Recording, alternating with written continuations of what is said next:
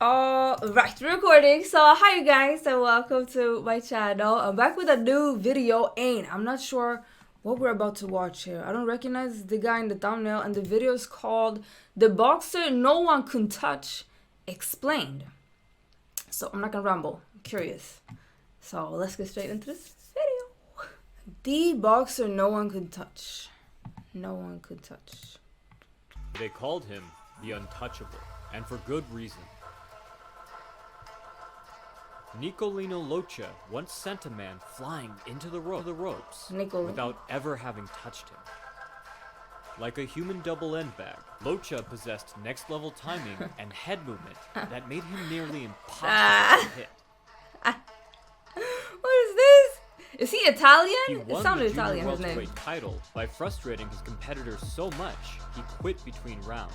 Locche would end his career with a staggering record of 117 wins out of his 136 fights. What kind of teasing guy is It's this? actually a huge pet peeve of mine when fighters execute good head movement but don't use it to set up any counters. Sometimes they'll even let themselves get put into a bad position, wasting a number of opportunities to counter. However, Locche did do this, but he was so good that his head movement almost became a weapon all on its own, serving to frustrate and tire his opponent. Yeah, like, His what? head movement was so advanced, so pristine, that he didn't even really need to combine it with footing. Nah, that's scary. He could just plant himself in front of his opponent and dare them to hit him. And in the end, Locche's head movement never left him in a bad position because, like Floyd Mayweather, Floyd Locche is was good with his comfortable movement. in all positions, even those that would normally be considered abysmal to most boxers. For example, both Mayweather and Locche were happy to willingly go back into a corner, even walking themselves there if the opponent insisted. And just like Mayweather, Locche could get away with this because of his deep understanding of head movement and the Philly shell defense. No, that's the Philly shell. What this meant was that Locche was never at a huge disadvantage, whether he was at long range, mid-range, or close range. Any position, any stance, Locche had an answer to any punch. And despite having a ridiculously low KO to win ratio, Locche is still far more entertaining to watch than the vast majority of knockout artists. And pretty much for the same reason as you watch a tightrope walker. So without further ado, let's break down Locche's defensive tactics to see exactly what made him so untouchable. Locche's defense began and ended with his ability to effortlessly manipulate distance in any direction. The way that he could move over, under, around, or even into his opponent's punches, it almost seemed like he knew what his competitors would it's throw beautiful. before they did. Imagine the One of the most frustration. powerful ways that Locche truly confounded his opponents was not to evade, but instead to close off lines of attack. And he did this by moving his head towards his opponent's punches, both stifling his opponent's assault and shutting down any follow-up blows. Moving into punches is incredibly counterintuitive, and many beginners struggle with it, as they naturally want their head to be as far from their opponent's punches Yeah, as that's what I'm saying. It's scary. But Putting your Locche head is on the the line like perfect that. example of how this tactic can greatly reduce the risk for a boxer. By moving in and positioning his body in specific ways, Locche only left one or two openings that his opponents had as a reply. And this in turn made these punches easier to predict and avoid. Of course, Locche didn't simply walk into his opponent's punches, he moved inside of them to achieve specific positions. For instance, Locche's first tactic was to duck in and press his shoulder to his opponent's shoulder. This cut off space for their attack from that same side, drastically limiting their offense. Sometimes, he would even roll his shoulder directly into the opponent's rear hand attacks, almost like an advancing shoulder roll. In this instance, Locche's lead shoulder would be pressed against the opponent's rear shoulder. However, this did leave some room for looping rights. And What do Locche you guys would think about this? Like, I feel like it's gonna be very strong opinion. Some people do not like this style, and some people do. Like, to spend his right arm controlling his opponent's left, So it figures that Locche's favorite position was to place his lead shoulder against his opponent's I think it's nice. I think it's left cool. It's to left. a From style. this position, Locche both blocked his opponent's view It's and fun to watch. momentarily Some people might think it's smothered boring. most of their weapons. Unfortunately, one of the few openings that was still available was Locche's left temple. But fortunately, he knew this and had the perfect response ready. Since I mentioned the Philly shell earlier, it should come as no surprise that Locche had an absolutely beautiful shoulder roll and counter. As the opponent's punch came in, Locche would shrug his shoulder up and turn his body to deflect the punch away, and then return a hard counter. Like James Toney, Locche was an expert at tailoring his shoulder roll to deal with any kind of punch. If you've ever seen a boxer attempt a shoulder roll but get caught by an overhand, it's likely because they only know how to shoulder roll crosses and don't really understand the nuances of rolling different kinds of punches. By leaning back at the correct angle, Locche created the perfect slope with his body to let opponents' punches just slide off. This nuance is one of the reasons the Philly shell is such a hard system to learn, but Locche was all about nuance. So after rolling his opponent's right, he of course chose a well-tailored punch to follow up with, be it a rear hook, cross, or uppercut. He's Italian, right? I'm guessing he's Italian. Locche also employed He looks the same Italian in the smothering name. tactic with low line head movement.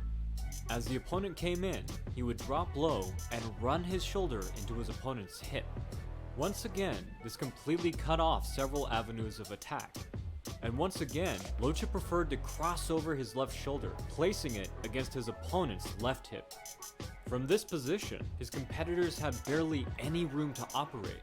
Realistically, all they could do was try to readjust through footwork, or attempt a lead hook or uppercut. But with barely any distance to build up momentum, these attacks often lacked power. But Locche's counter from this position didn't. He liked to take opponents unaware, popping up to deliver a powerful left hook.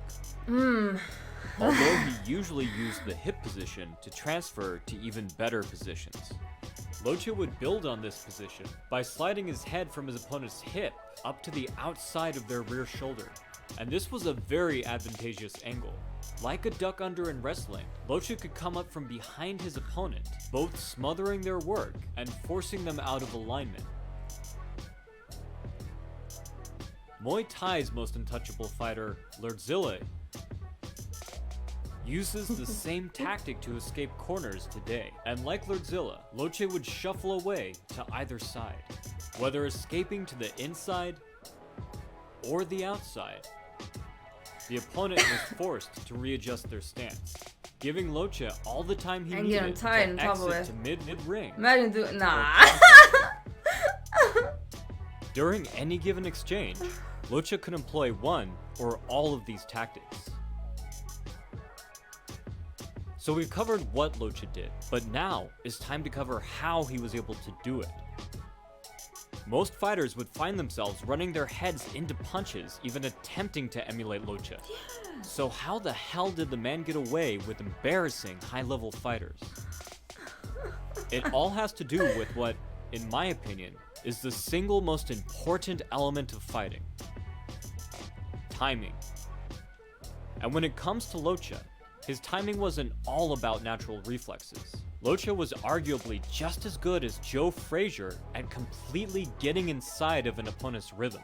Yeah, so you're basically following him a little bit. Like, you don't need to be ahead. You kind of need to be a little bit delayed. Like, you see what direction he's going and just following, like, That's what I was thinking about. Like the perfect dance partner, Locche could move with his opponent with little to no delay, as if he knew what his opponent was going to do even before he did it. Well, you cannot matching his speed and position perfectly, Locche would transform into the mirror image of his competitors, staying in sync as if he was their shadow. But this shadow boxer could hit back. That was better description. The fact is, many times Locche did know exactly where and when his opponent would strike, because he had already baited them into moving precisely how he wanted them to. All he had to do was wait to spring the trap. And the key to any good trap is bait. He's taking his time. In between evasions, Locche would move into a position where he had a clear line of sight on his opponent, and from there, he would pause. This slight pause both gave the opponent a tempting target and allowed Locche to look for the subtle movements of his opponent's body that would signal what punch was coming next. Most boxers develop the ability over time to notice these telegraphic signals, but by resetting positions to give himself a clear line of sight to his opponent's body after every evasion, Locche maximized his ability to pick up on these tells and incentivized his competitors to strike at that exact moment. If you're having trouble noticing these mid-evasion pauses, try noticing when Locche makes a small movement before an even bigger evasion. It's a lot like a swimmer coming up to breathe before diving back under. Smothering an opponent's attacks to limit their offensive options to a handful of predictable punches. Keeping his opponent in a clear line of sight in between evasions. Pausing to bait his competitors into punching when and how he wanted them to, so he could better predict those punches. These were the tools in Locche's bag of tricks, and by combining them, he was able to pull off some truly insane, incredible stunts. Yeah, now I understand without He even could evade touching them. I punches see by now. turning his head, First I was like, huh? letting them skim past his cheek. Yeah, so Or they're he just could like tilt his head, letting the slightly- punch just graze his temple. Or he could move with his opponent's punches, staying just ahead of them. This is a level of precision very few fighters have ever achieved. Muhammad He Ali perfected it. and Canelo Alvarez being a few. Yeah, I remember While seeing his lack Canelo. of power and limited offense stopped him from becoming as great as he could have been, he may well hold the title of having the greatest head movement of all time. But I'm curious what you think, so let us know in the comments who you think had better or just crazier head movement. To learn the tactics of Locche and other great fighters, Locche. you can check out my books on defense, footwork, and power, linked below. From the modern martial arts. Now it's very interesting. Like the more you know, the more you dig deep into the sport. Like some people might just see coming at each other, but like it's so much more. Like with style, skills, technique, so much. And he seemed to develop his own thing going. Like he just very, very cool to see, I think. Let me know what you guys think. Are you familiar with him, Locche? And let me know if he's Italian. Parli italiano. Anyways, appreciate you watching. Ciao. Adios. Bye. Like, comment, subscribe. All that good stuff too.